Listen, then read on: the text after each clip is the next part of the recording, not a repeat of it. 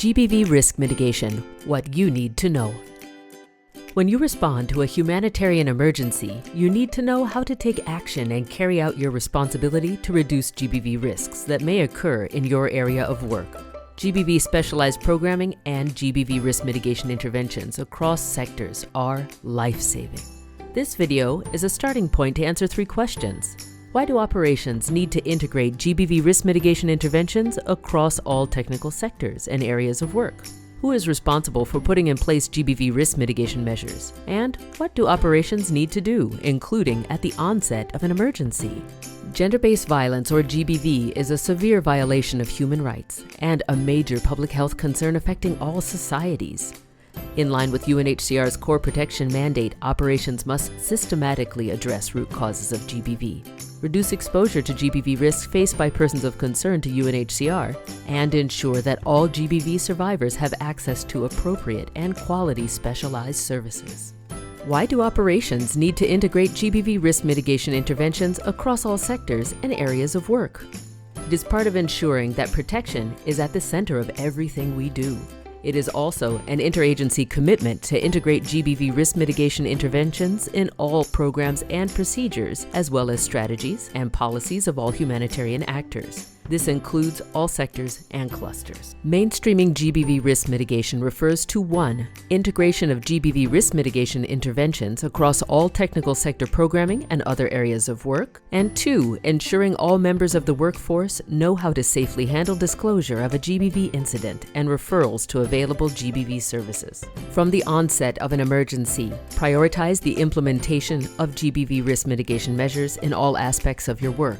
Know the GBV referral pathways and how to safely handle a disclosure in line with the GBV guiding principles. The steps apply in all situations and settings.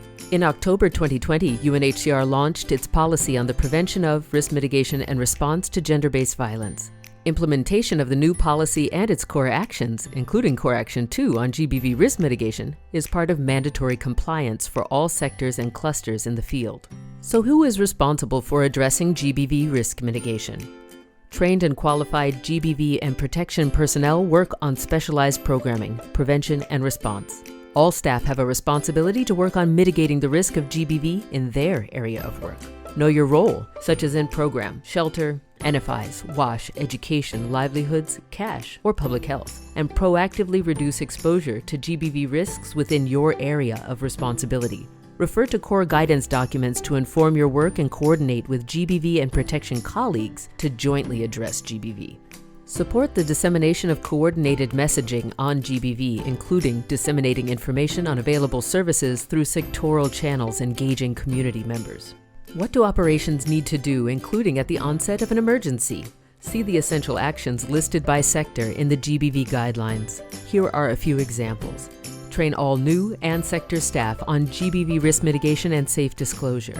Incorporate regular check-ins with the GBV coordinator or GBV focal point to remain informed on the latest GBV referral pathways and important trends. Ensure all new hires and volunteers are oriented and sign a code of conduct. Needs assessments are an important part of an initial response and for monitoring later. Support the participation of diverse women and girls in sectoral assessment or GBV safety audit processes to understand their concerns and safety risks and involve them in developing appropriate risk mitigation measures. Apply a rights-based, community-based, and age, gender, and diversity (AGD) approach to strengthen accountability. Collaborate with GBV and protection coordination structures and colleagues on how to do this safely and to avoid causing unintended harm. Ensure that assessment teams are trained on GBV and how to safely handle a disclosure and make a referral. Use safety checklists to ensure basic GBV risk mitigation measures are in place in facilities set up for the emergency response, such as reception centers, transit centers, or communal shelters. Work with communities, especially displaced women and girls, to engage and lead feedback sessions. Ensure the safety checklists are consulted and endorsed. Ensure that you include gender analysis, GBV risk analysis, and measures to address the risks highlighted by women and girls and other at-risk groups in sector strategies, resource mobilization plans, and advocacy documents. Do not proactively identify or seek out GBV survivors, or undertake activities that are the responsibility of specialized staff. If a survivor of GBV discloses to you, respond using the survivor-centered approach. Key messages. At the onset of an emergency, prioritize the integration of GBV risk mitigation interventions. They are life-saving. Apply the do no harm principle in all your actions. Implement the recommendations of diverse women and girls to mitigate the GBV risks they face.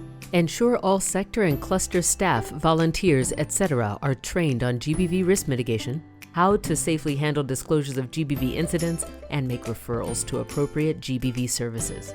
Do not proactively identify or seek out GBV survivors, and do not undertake activities for GBV specialized staff. Apply a survivor-centered approach. Here are some resource links for you and your colleagues. Let's get implementing.